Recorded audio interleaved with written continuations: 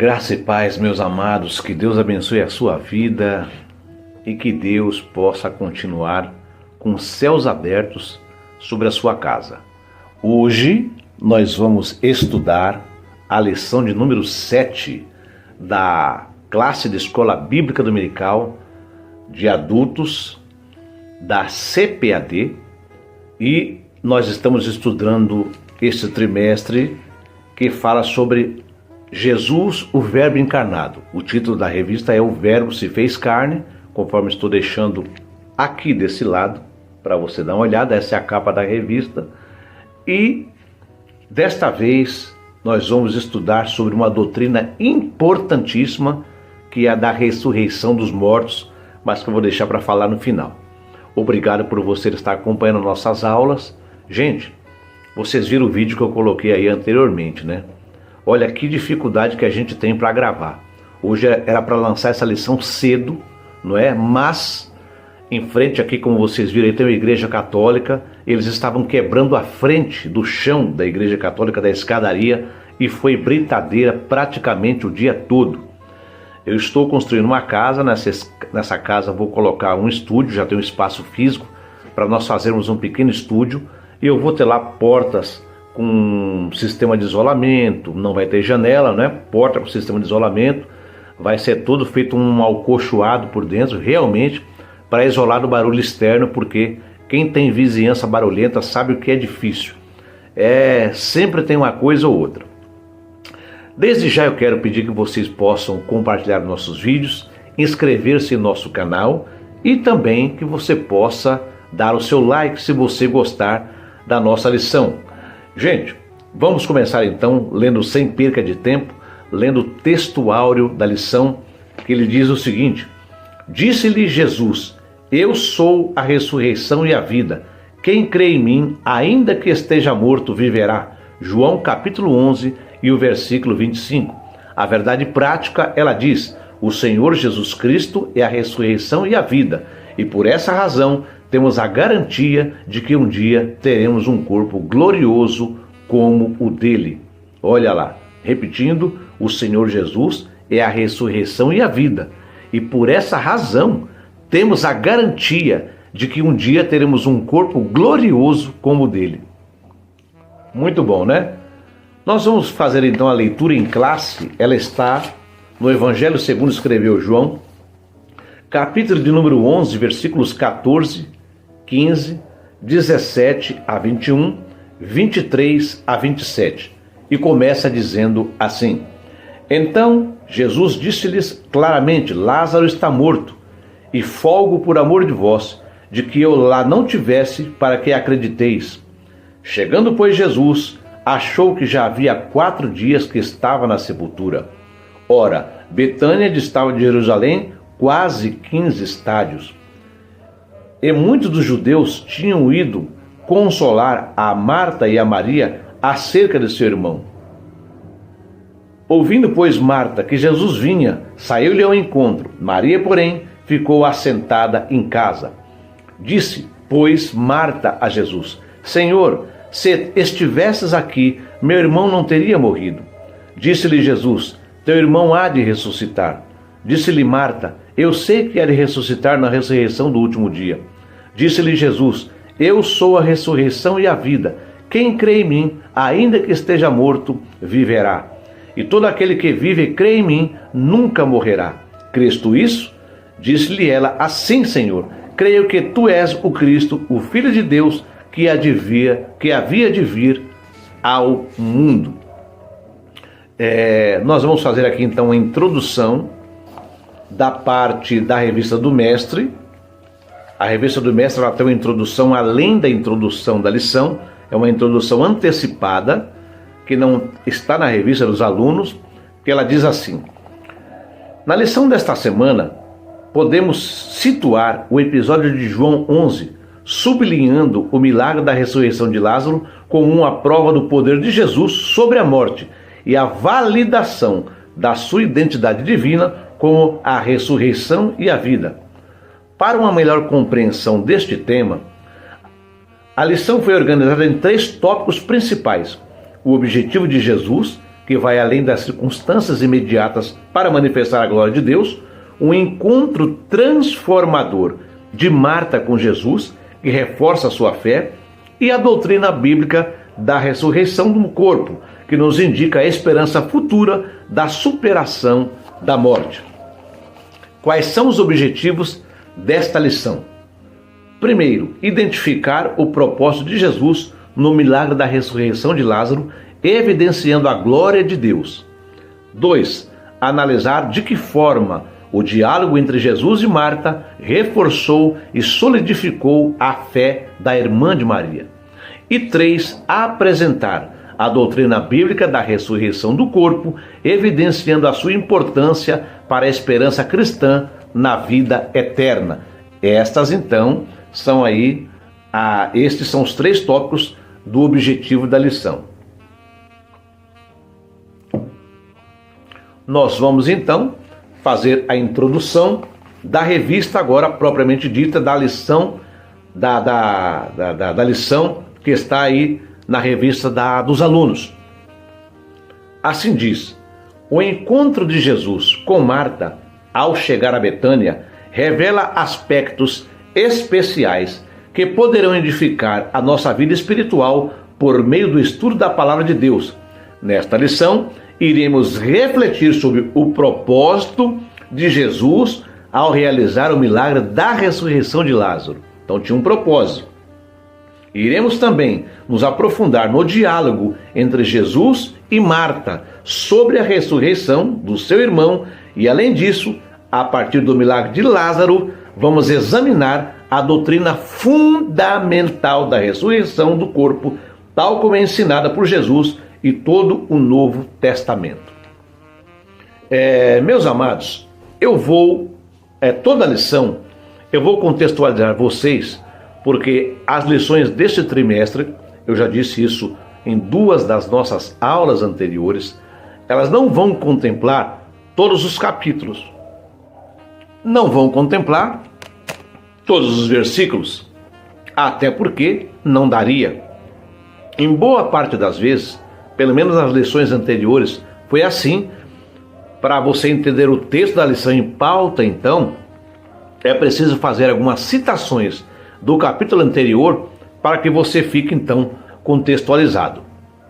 Neste texto, por exemplo, da leitura em classe, você viu aí, vou colocar na tela de novo, que a nossa lição ela começa no versículo 14 do capítulo 11. Mas o que aconteceu antes do versículo 14 para chegar na parte dessa leitura em classe aqui?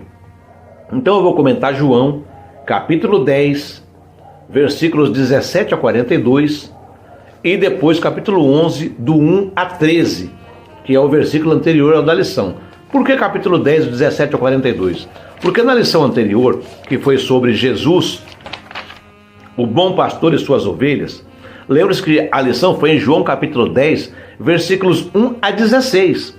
Então hoje eu vou continuar no 17, certo? João 10 a 17, até o 42, fazendo uma citação, e depois capítulo 11, versículos 1 a 13, porque a nossa lição em classe, a leitura em classe, começa no versículo 14.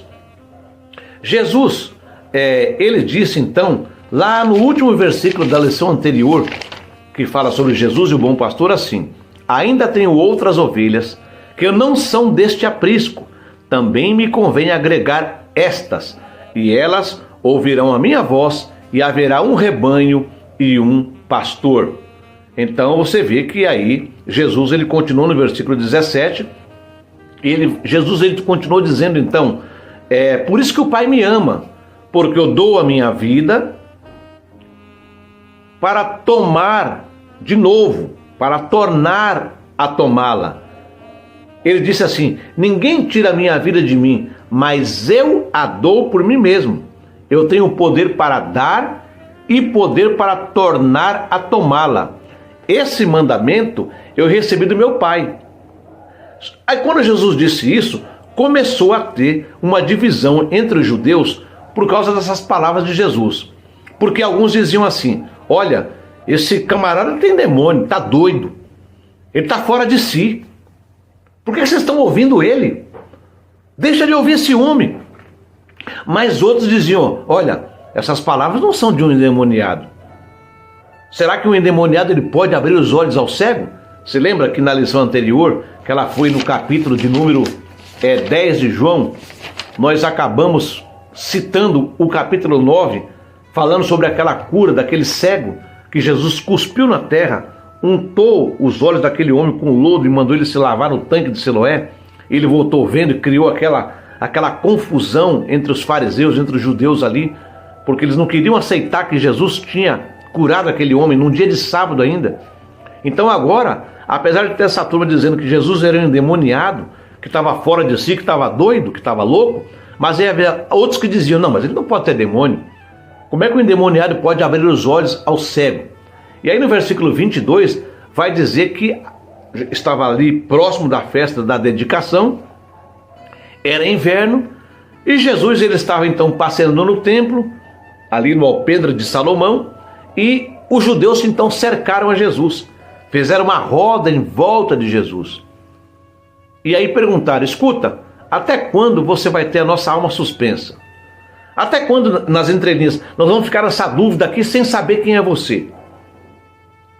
Se você é o Cristo, fala para nós aqui abertamente. Aí Jesus respondeu: eu já disse para vocês, só que vocês não estão crendo. As obras que eu faço em nome de meu Pai, essas falam por mim, essas testificam por mim, mas vocês não estão crendo, porque vocês não são as minhas ovelhas, porque eu já disse isso para vocês, vocês não são minhas ovelhas. As minhas ovelhas, elas ouvem a minha voz, eu as conheço e elas me seguem. Eu dou a elas a vida eterna e elas nunca vão perecer e ninguém vai arrebatar elas da minha mão, porque foi meu Pai que me deu e é maior do que todos e ninguém pode arrebatá-las da mão de meu Pai. Eu e o Pai somos um. Aí quando ele falou isso, você sabe, eles não aceitavam Jesus como Messias. Nasceu pobre numa manjedoura, vindo de Nazaré, não é? Se comparando, querendo ser, dizendo que era Deus, dizendo que era filho de Deus. Quando ele disse: eu e o Pai somos um, aí eles pegaram pedras para apedrejar Jesus. Eles iam matar Jesus. Aí Jesus responde: mas eu tenho mostrado coisas boas para vocês, procedentes de meu Pai. Vocês estão me apedrejando por quê? Por qual motivo, por qual obra vocês estão me apedrejando? Aí os judeus responderam: nós não te apedrejamos por obra alguma, mas pela blasfêmia, porque você é um homem e você quer se fazer Deus a você mesmo. Respondeu Jesus então para eles: não está escrito na vossa lei, eu disse, sois deuses? Pois se chamou os deuses aqueles a quem a palavra de Deus foi dirigida, e a escritura não pode ser analisada, aquele a quem o Pai santificou e enviou ao mundo, vós dizei, blasfemas, porque diz que sou filho de Deus? Se eu não faço as obras de Deus, e Ele que me enviou, vocês não acreditam. Mas se eu faço, vocês não creem em mim do mesmo jeito. Então crê pelo menos nas obras. Crê pelo menos naquilo que vocês estão vendo. Vocês estão vendo milagre? Vocês estão vendo maravilhas? Creia pelo menos nisso, para que vocês conheçam e acreditem que o Pai está em mim e eu nele. Mas aí eles procuraram prender Jesus outra vez, mas Jesus deu um jeito e desapareceu da frente deles e escapou da mão daqueles homens. Aí Jesus vai novamente para o Jordão, para além do Jordão, para o lugar onde João tinha batizado. Lembra que João começou batizando no Jordão? Jesus foi para aquela região ali e ele ficou por ali. Só que da mesma forma como muitos saíram de todos os lugares para ir ao deserto ouvir a pregação de João, também Jesus permaneceu naquele mesmo local e a Bíblia diz no versículo 41 que muitos iam ter com ele. Lá no versículo 41 do capítulo 10, e diziam: na verdade, João não fez sinal algum. E olha que palavra poderosa que ele tinha. João, quando pregava, irmãos, multidões afluíam para lá. Mas tudo quanto João disse desse homem é verdade. E a Bíblia diz que muitos creram em Jesus. Agora sim nós entramos no capítulo 11, que na lição vai começar só no versículo 14. Mas o que aconteceu antes do versículo 14? Então vamos para o primeiro tópico, que é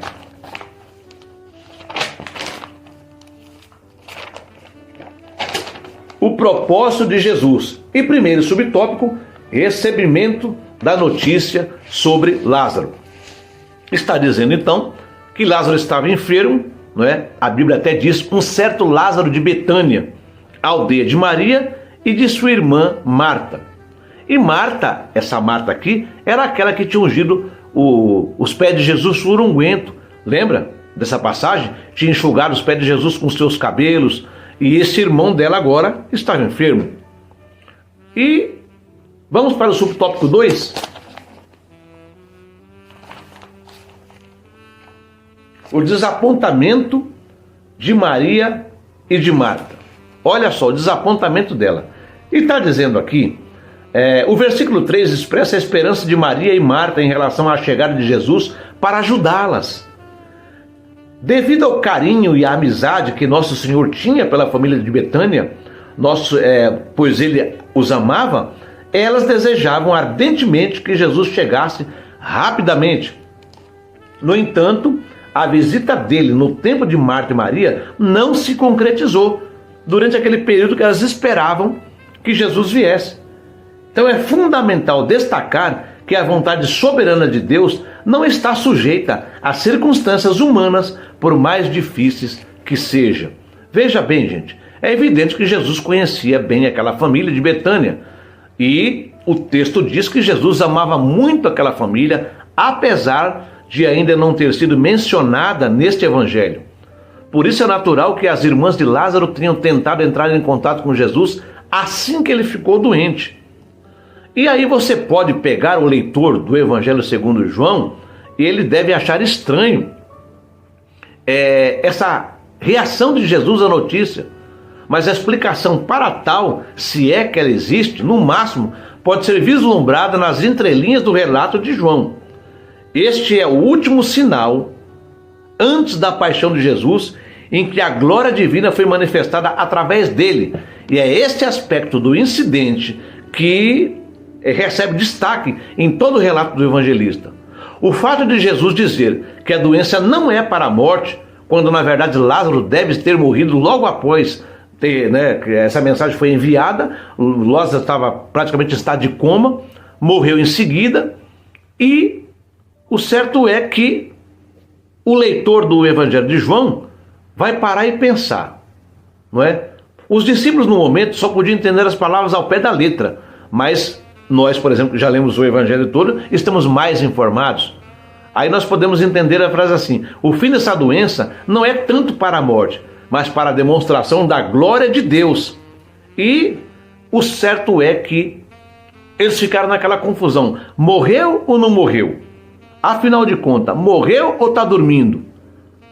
E eu sei que as irmãs mandaram um recado para Jesus: Senhor, eis que está enfermo aquele a quem tu amas. Olha que interessante. Tem um ponto aqui no auxílio bibliográfico da Revista do Mestre que diz assim: uma família que tinha uma devoção genuína e forte a Jesus e gozava um estreito relacionamento pessoal com ele. Cristo os considerava amigos muito especiais e amados. Ainda assim, eles experimentaram doenças, tristezas e mortes. Gente, o que eu quero dizer com isso? Nós temos uma doutrina aí chamada triunfalismo. E ela diz aí que se você está com Deus, se Jesus está com você, se Deus está com você, não tem crise, não tem tempo ruim.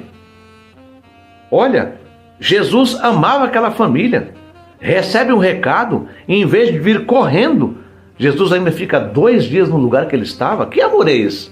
Alguém poderia questionar. E esse tal de triunfalismo, infelizmente, não é? Ela tem sido a mensagem de alguns dos evangélicos que tem sido pregada nesses últimos dias.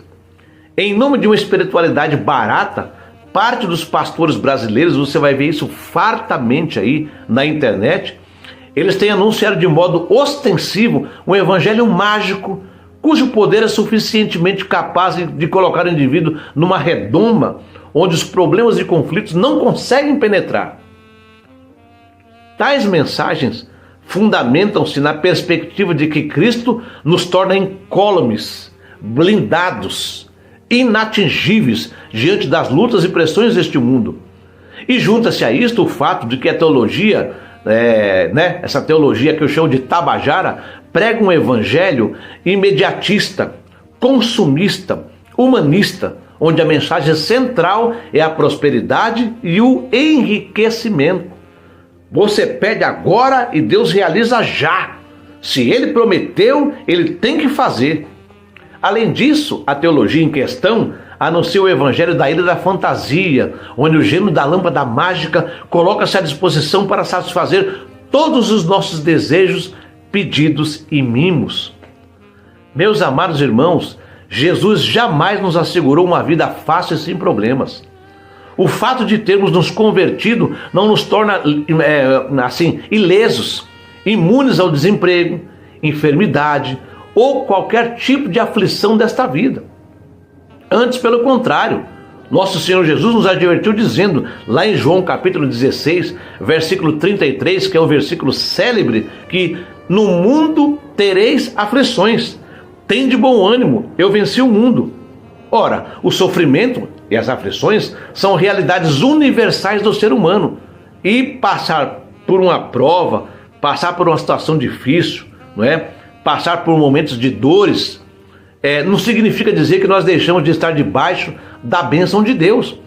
A teologia Tabajara não consegue entender que Deus se faz presente à dor, à luta e o luto, e que através das dificuldades que a vida nos impõe, Cristo se revela a cada um de nós como o sustentador da vida e das dificuldades que a vida nos impõe, não é? Essa teologia é desprovida de uma mensagem equilibrada, sustentável. Antes, pelo contrário, é triunfalista, é burrificada, onde não se tem espaço para aparentes frustrações.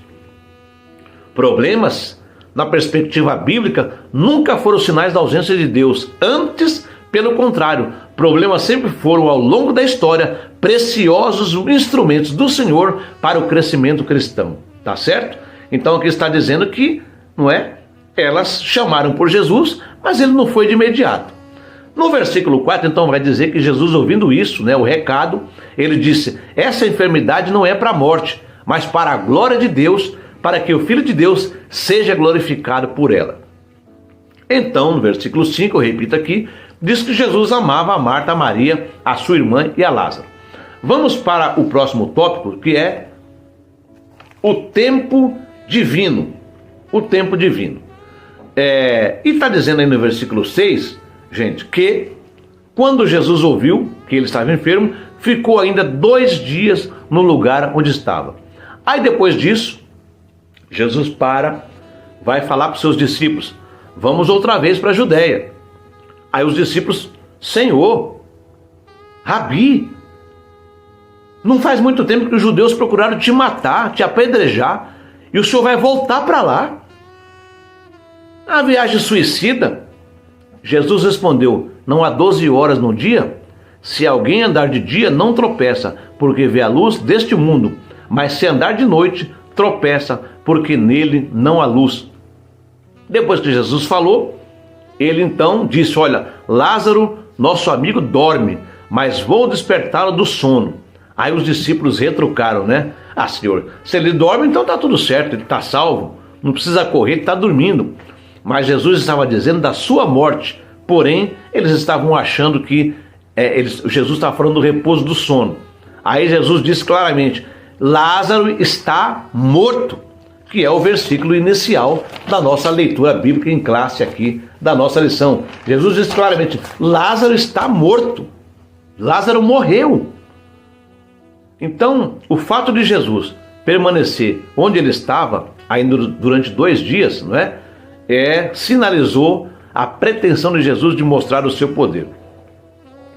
E você ouviu agora há pouco que aqueles homens tentaram ou quiseram apedrejar a Jesus, e isso aconteceu na festa da dedicação, que está registrado no capítulo 10, versículo 31. Porque, só voltando um pouquinho, quando Jesus disse eu e o Pai somos um, isso provou que essa reação hostil por parte dos judeus realmente era de que queriam matá-lo. E entendo eu, meus amados, que Jesus, ele venceu tudo isso porque ele não poderia perder o seu propósito. Interessante que no versículo 10 do capítulo 11 de João, vamos abrir lá, vamos voltar que eu estou em Atos, João 10, João 11, 9 e 10. Jesus respondeu: não há 12 horas no dia, se alguém andar de dia não tropeça porque vê a luz deste mundo, mas se andar de noite tropeça porque nele não há luz. Essa resposta é tão marcante, parece com aquela resposta que Jesus disse no versículo 4 do capítulo 9, quando ele curou o cego, né? Ele disse: é necessário que façamos as obras daquele que me enviou enquanto é dia. A noite vem, quando ninguém pode trabalhar. A cegueira no primeiro caso, e aqui a doença, eram meios de Deus manifestar a sua glória. Tanto naquele cego que foi encontrado, que Jesus fez lodo, e agora neste homem que já estava morto, foi uma oportunidade para que Jesus se manifestasse e se consolidasse como Deus encarnado. As pessoas que andam durante o dia não tropeçam em obstáculos, porque a luz do sol mostra aonde eles estão andando. Mas as pessoas que saem à noite estão sujeitas a tropeçar, porque não pode ver os obstáculos que talvez haja no seu caminho. Mas há um sentido mais profundo quando Jesus fala isso, que está relacionado àquele que fecha os seus olhos à luz verdadeira. Uma coisa é você ser cego e não enxergar nada. Outra coisa é você estar no escuro de olho aberto, também não enxerga nada, mas está num ambiente que não te favorece. Outra coisa é ter vistas, mas tampá-las para não enxergar. A luz do sol brilha no céu. A luz de Cristo, não é? Brilha dentro de nós, brilha dentro do nosso coração. Certo? Muito bem. Vamos voltar então ao encontro de Marta com Jesus, que é o tópico 2, subtópico 1, o encontro. Está dizendo aqui, gente, quase no final deste subtópico 1, na realidade, viver entre a promessa do Senhor Jesus e as circunstâncias da vida é um grande desafio para a fé. Porque, veja, manda-se o recado, se espera que Jesus venha logo, Jesus recebe o recado 2 dias depois, permanece mais 2 dias, quando retorna 4 dias. 4 dias. Versículo 11 a 13, olha, o nosso amigo dorme, mas vou despertá-lo do sono. Mas os seus discípulos disseram, estou repetindo aqui, mas se ele dorme, ele está a salvo. O sono veio a ser uma metáfora tão comum da morte entre os cristãos, que até achamos que os discípulos foram obtusos por não entender o que Jesus queria dizer. Mas pode ser que eles não estivessem tão familiarizados com essa expressão. Podemos nos lembrar, né, da ironia incrédula das pessoas quando Jesus disse que a filha de Jairo não está morta, mas dorme. Lembra disso? Em Marcos capítulo 5, 39. Olha, a menina não está morta, mas ela está dormindo. E até as carpideiras e todo mundo começou a achar engraçado. Então não faz diferença o fato de que lá a palavra para indicar dormir é diferente daqui, sono. O fato do homem que estava doente ter adormecido pareceu aos discípulos um sinal promissor. Versículo 14 diz assim que, então, Jesus disse claramente, Lázaro está morto. Jesus deixa implícito que Lázaro não teria morrido se ele estivesse em Betânia. Porém, não sendo assim, os discípulos verão uma grande manifestação da glória de Deus que avivará a fé que eles tinham. Jesus está feliz com essa perspectiva e por isso ele diz, vamos ter com ele. Muito bem. E muitas vezes a nossa ansiedade é que nos atrapalha. Nós achamos que toda vez que nós pedimos alguma coisa ao Senhor, Ele tem que fazer agora, tem que fazer para ontem. E não é assim que funciona. Muitas vezes nós precisamos aprender a lição da paciência. Eu sei que não é fácil. Eu sei que se você tem promessa ou espera algo de Deus, que Deus já falou com você e não aconteceu, não é fácil. E parece que o tempo está passando, parece que passou, parece que já não tem mais jeito, parece que já venceu o prazo. Mas irmãos, Jesus não precisa de prazo. Deus não depende de prazo, não precisa de prazo. Depois nós temos o subtópico 2 e 3 do tópico 2, quando Lázaro ressuscitará, e promessa de vida. Mas eu vou pular esses dois tópicos aqui, porque eles não acrescentam muita coisa, e eu vou direto para o tópico de número 3, sobre a doutrina bíblica da ressurreição do corpo. E nós temos aqui 3 tópicos. Então nós vamos falar sobre a doutrina da ressurreição do corpo, abrangendo os 3 tópicos, os 3 subtópicos do tópico 3. Nós vamos sintetizar esses 3 subtópicos de uma vez, porque na verdade eles são redundantes. E essa doutrina, meus irmãos, é pouco ensinada no nosso meio e ela é importantíssima, importantíssima. E antes de eu falar sobre a doutrina da ressurreição do corpo, eu quero enfatizar a diferença entre ressurreição e reencarnação, que é uma doutrina espírita que confunde muita gente quanto a esses 2 termos aí. A teoria da reencarnação, não é diferente da doutrina da ressurreição. Ok? Não podemos confundir. A teoria da reencarnação se constitui no cerne de toda a discussão espiritista. Só que essa doutrina, entre aspas, não subsiste. E Allan Kardec, ele acabou escrevendo sobre o assunto. Abro aspas aqui para as palavras de Allan Kardec. A reencarnação fazia parte dos dogmas judaicos, sob o nome de ressurreição. Olha o que ele disse, que a reencarnação, o Allan Kardec dizendo, fazia parte dos dogmas judaicos, sob o nome de ressurreição.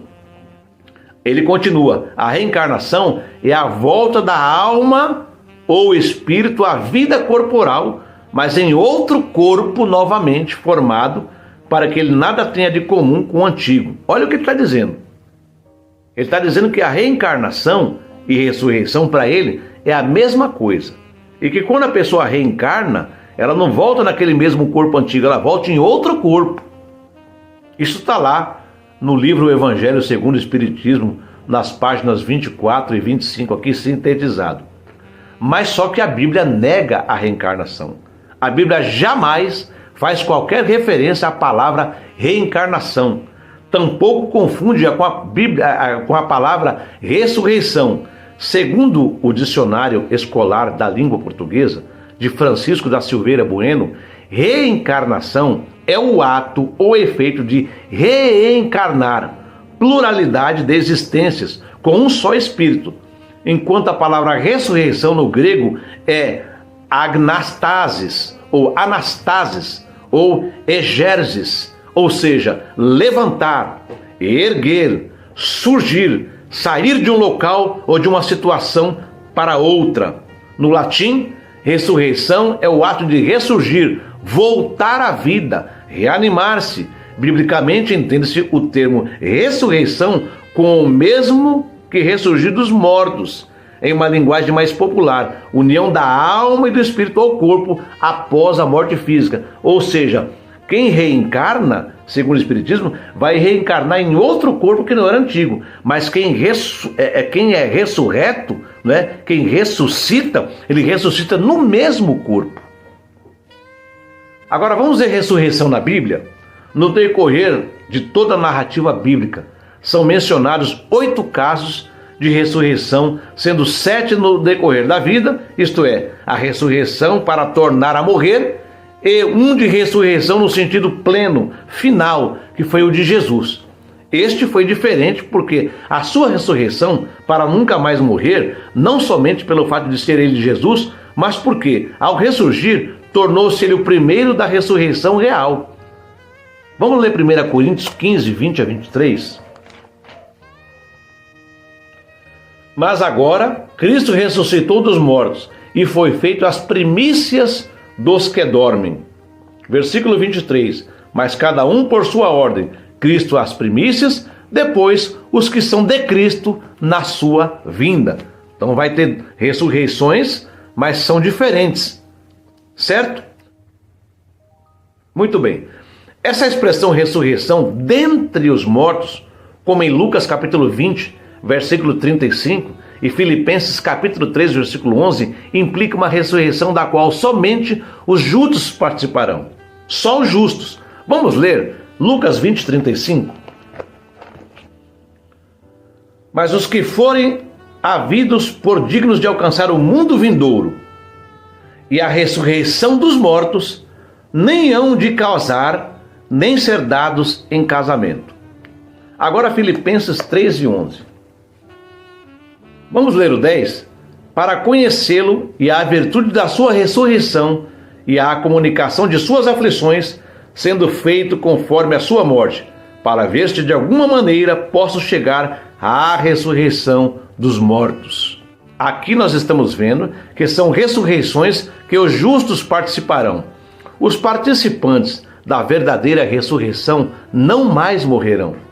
A referida expressão e tradução correta do original, a palavra dentre, não é, dentre os mortos, indica que os mortos ímpios continuarão sepultados quanto aos santos, certo?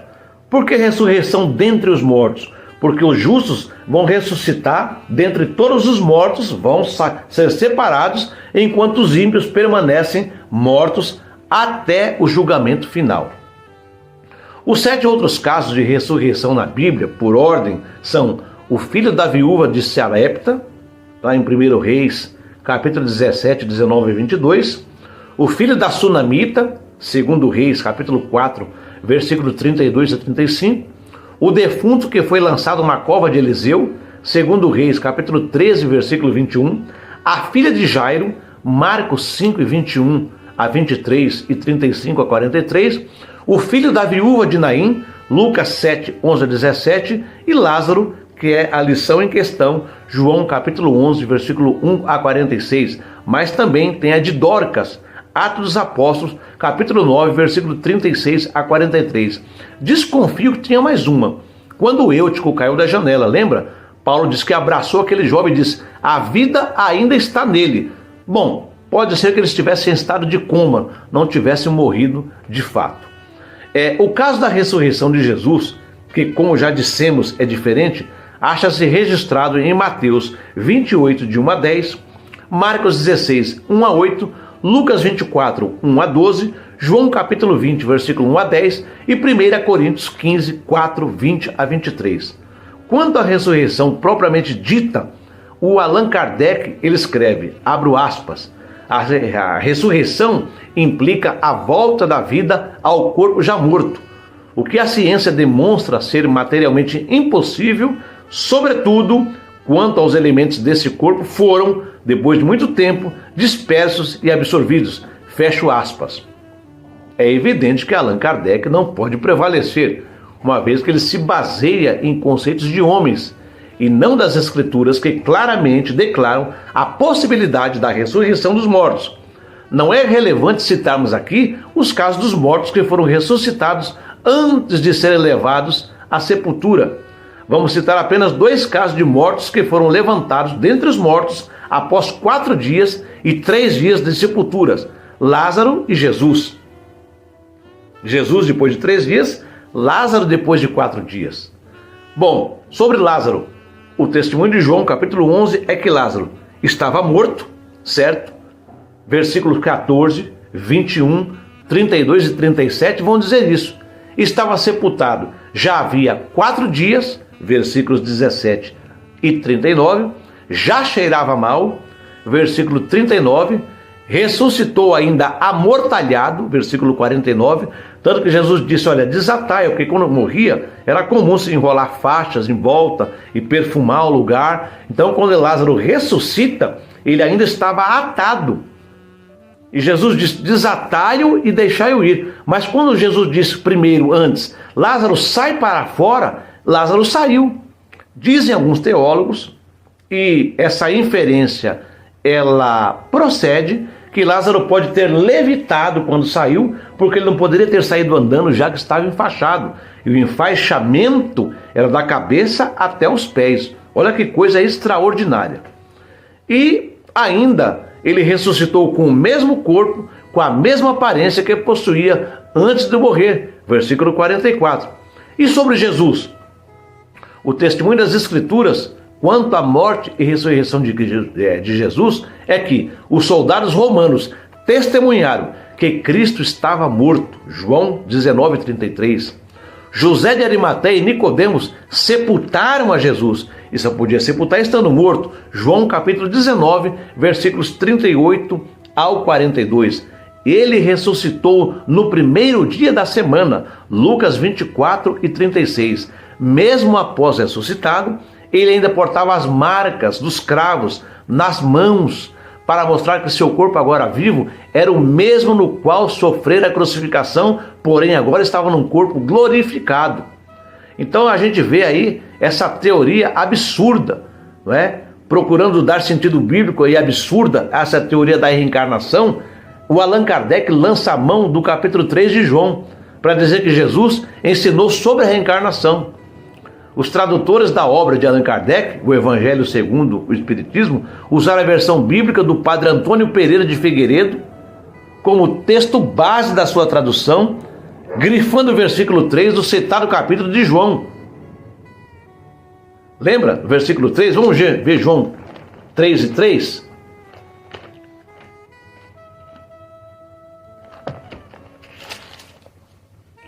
Jesus respondeu e disse-lhe: na verdade te digo, que aquele que não nascer de novo não pode ver o reino de Deus.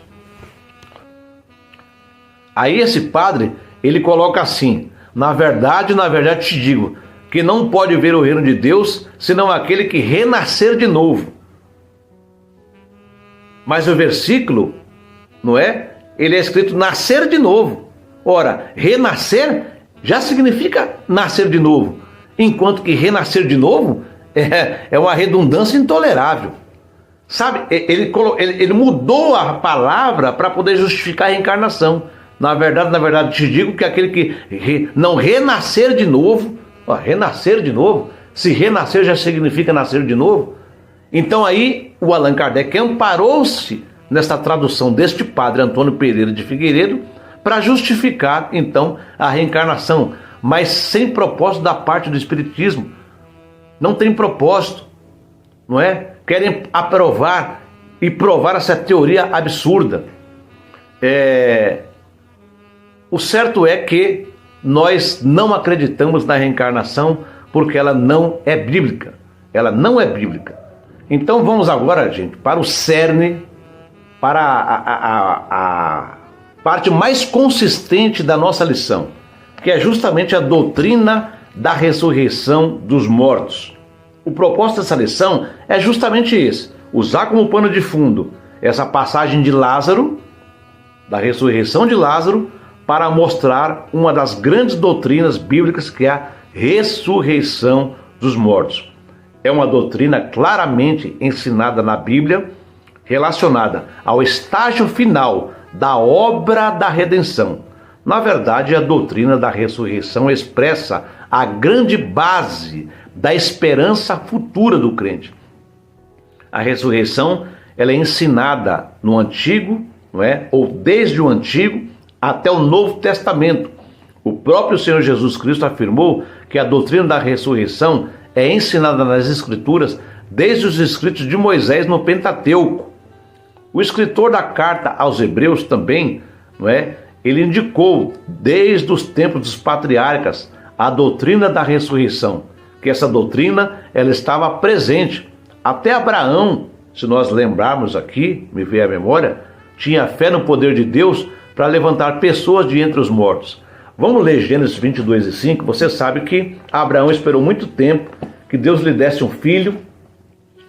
Nasceu Ismael daquela confusão de Sara com Agar, e não era o filho da promessa.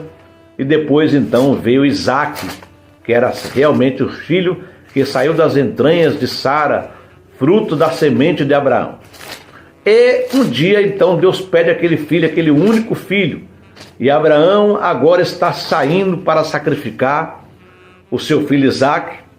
E ele então levantou-se pela manhã, preparou, o holocausto, a lenha, o cutelo, colocou tudo no jumento e no versículo 3 diz assim: então se levantou Abraão pela manhã de madrugada, e albardou o seu jumento, e tomou consigo 2 de seus moços, e Isaque seu filho, e fendeu lenha para o holocausto. Então eles estavam vendo ali a lenha para o holocausto. E levantou-se e foi ao lugar que Deus lhe dissera. Ao terceiro dia, levantou Abraão os seus olhos e viu o lugar de longe. E disse Abraão aos seus moços, lembra que ele levou 2? Ficai aqui com o jumento, eu e o moço iremos ali, e, havendo adorado, tornaremos a vós. Abraão sabia que um sacrifício era mortal. O que era oferecido no sacrifício tinha que ser morto. O cutelo já estava com ele. A lenha já estava com ele. Mas ele acreditou que das cinzas Deus poderia trazer aquele moço de volta, porque o filho era a promessa.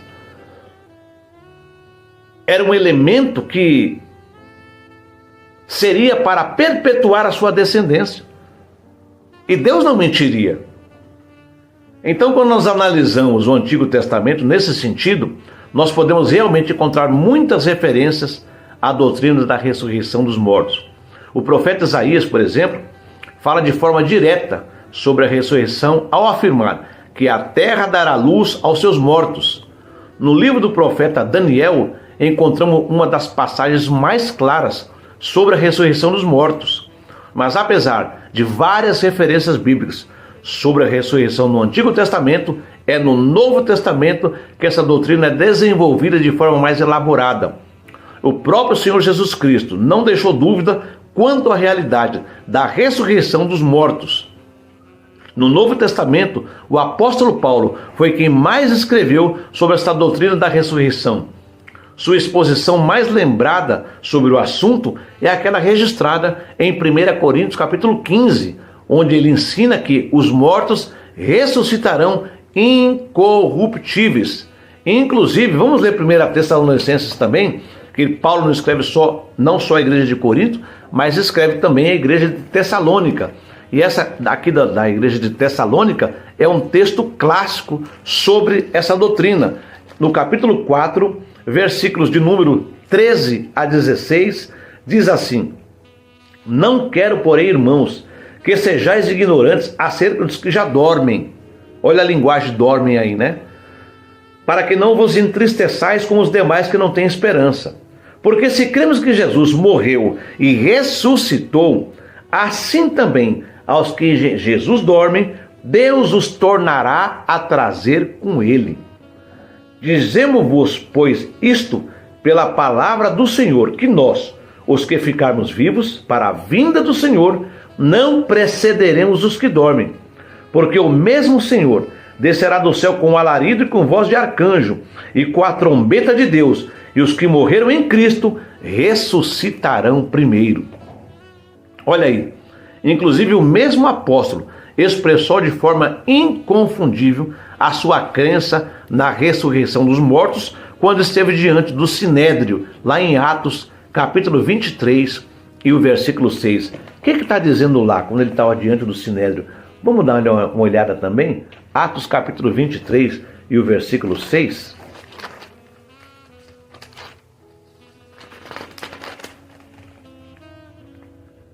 E Paulo, sabendo que uma parte era de saduceus e outra de fariseus, clamou no conselho: varões irmãos, eu sou fariseu, filho de fariseu. No tocante à esperança e ressurreição dos mortos, sou julgado. Olha aí, Paulo tinha essa esperança, além de escrever. Por fim, no livro do Apocalipse, o apóstolo João também apresenta um relato bem detalhado sobre os acontecimentos que envolvem a ressurreição dos mortos. Apocalipse capítulo 20, versículo 4 a 13. Vou deixar na tela para você depois pesquisar, dar uma pausa no vídeo e se inteirar dessa doutrina. Agora, a ressurreição dos mortos será para os crentes e para os incrédulos. É verdade que a maioria das pessoas, enxergam que as passagens bíblicas sobre a doutrina da ressurreição dos mortos se concentra muito na ressurreição dos salvos. Nesse sentido, a ressurreição sempre é apresentada como uma grande recompensa, a consumação da esperança do crente, o recebimento da sua herança, a plenitude da obra da redenção, certo? Mas a Bíblia também indica que haverá a ressurreição dos incrédulos. Porém, no caso deles, a ressurreição será para que eles possam receber o prêmio da injustiça, ou seja, a recompensa por seus pecados, a recompensa por negarem a Jesus, por não reconhecer a Jesus como Salvador da humanidade. É por isso que o profeta Daniel escreve que ao mesmo tempo em que uns ressuscitarão para a vida eterna, outros ressuscitarão para a vergonha e horror eterno. O próprio Jesus Cristo também ensinou esta mesma verdade.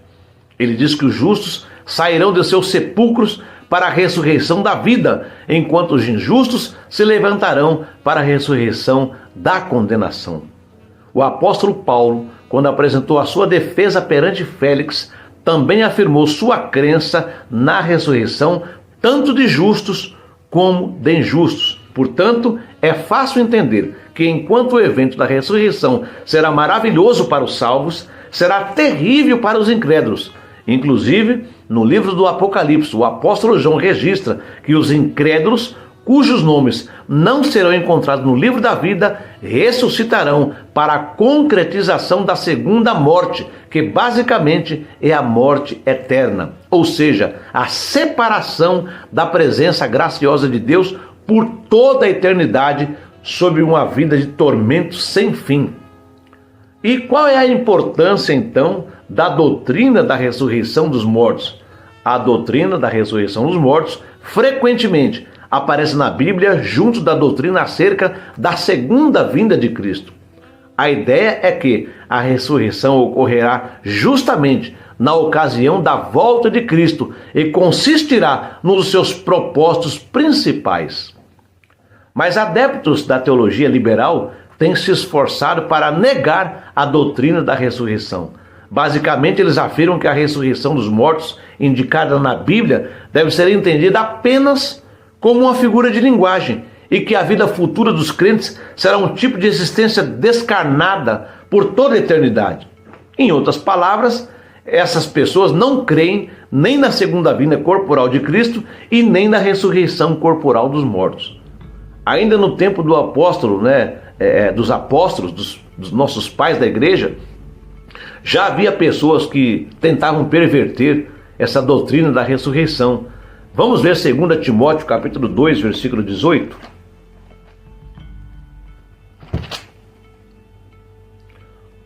Vamos ver o 17.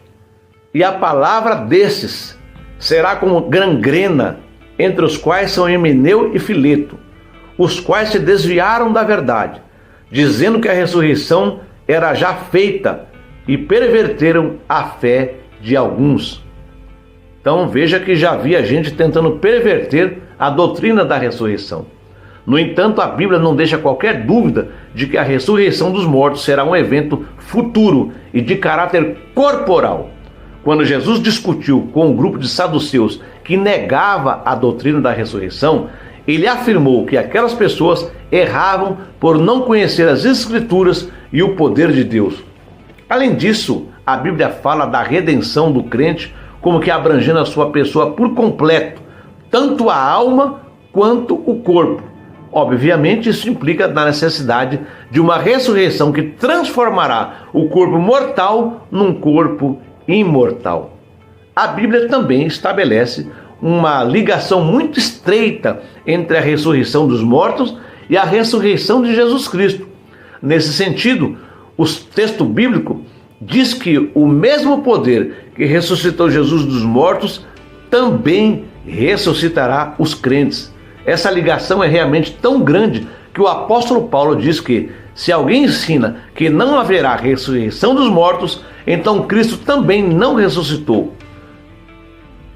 E mais, Paulo vai dizer assim: se Jesus não ressuscitou e se a doutrina da ressurreição ela é falsa, então também é falso o evangelho. A nossa fé é vã. Estamos sendo crentes à toa e somos os mais miseráveis de todos os homens.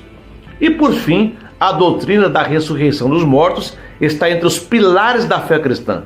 Definitivamente, uma pessoa que nega a doutrina da ressurreição dos mortos não pode ser considerada cristã. Concluindo, gente, então, a doutrina dessa ressurreição será uma obra maravilhosa. Em primeiro lugar, a ressurreição dos mortos será uma obra operada por Deus triuno. A Bíblia diz que Deus, o Pai, ressuscitará os crentes por meio do Espírito e que a ressurreição de Cristo é a garantia que fundamenta a esperança e a confiança dos salvos de que realmente haverá a ressurreição. Inclusive, a certeza da ressurreição dos mortos é algo inviolável, pois o próprio Cristo é o primogênito dos mortos. Em segundo lugar, a ressurreição será um momento em que os corpos dos redimidos ficarão livres de todos os efeitos do pecado. Já agora, os corpos dos crentes são o templo do Espírito Santo, mas será por ocasião da ressurreição que os seus corpos alcançarão a plenitude do potencial desta habitação. E em terceiro lugar, uma vez que os efeitos do pecado serão removidos na ocasião da ressurreição, os corpos dos crentes serão transformados para serem semelhantes ao corpo de Cristo. Certo? E mais, se nossos corpos, depois da ressurreição, serão semelhantes ao de Cristo, podemos ter a plena certeza de que a ressurreição dos mortos realmente será corporal. Quando Jesus Cristo apareceu aos seus discípulos, depois de ressuscitar, eles até ficaram perturbados, pensando que estavam contemplando um espírito. Mas Jesus os tranquilizou, mostrando que seu corpo era real e podia ser tocado. Por tudo isso, a doutrina da ressurreição dos mortos é tão maravilhosa e essencial à fé cristã. Ela é a prova final de que Cristo derrotou a morte para sempre. Amém? Que maravilha, gente! Então vamos concluir aqui? Conclusão: esta lição explorou o diálogo entre Jesus e Marta, onde se manifestaram as dúvidas da irmã de Maria, justamente com as questões referentes à doutrina da ressurreição do corpo. O milagre realizado da ressurreição de Lázaro ilustra uma verdade muito mais ampla e profunda. Haverá um tempo em que aqueles que morreram em Cristo ressuscitarão e terão seus corpos gloriosamente transformados. Essa doutrina pode ser ilustrada por meio do episódio da ressurreição de Lázaro. Então essa é a nossa grande esperança. Que toda dor cessará, que todo cansaço cessará, que quando este corpo tombar na terra, aqui, ele será, no dia da vinda do Senhor, ressuscitado. Ele será transformado e nós seremos como ele é, como Jesus é. Irmão William, mas morreu comido de tubarão, caiu no mar, pegou fogo no prédio, morreu torrado, queimou, ficou só a cinza, como vai ressuscitar? A Bíblia diz que o mar, a terra vão dar os seus corpos. Os corpos vão aparecer e serão ressuscitados e estarão diante da presença de Deus. E os ímpios? Os ímpios vão ressuscitar também, mas só lá no juízo final, só lá no grande trono branco. E lá a Bíblia diz que eles ressuscitarão para serem julgados segundo as suas obras, pelos que estão escritos nos livros, e depois a morte e o inferno e todos quantos se esqueceram de Deus serão lançados no lago de fogo para o sofrimento eterno. Então vale a pena ser crente, vale a pena continuarmos confiando no Senhor, obedecendo a sua palavra e esperando aquele grande dia quando todos nós estaremos com o corpo glorificado. Meus amados, que Deus abençoe a sua vida e até o próximo vídeo.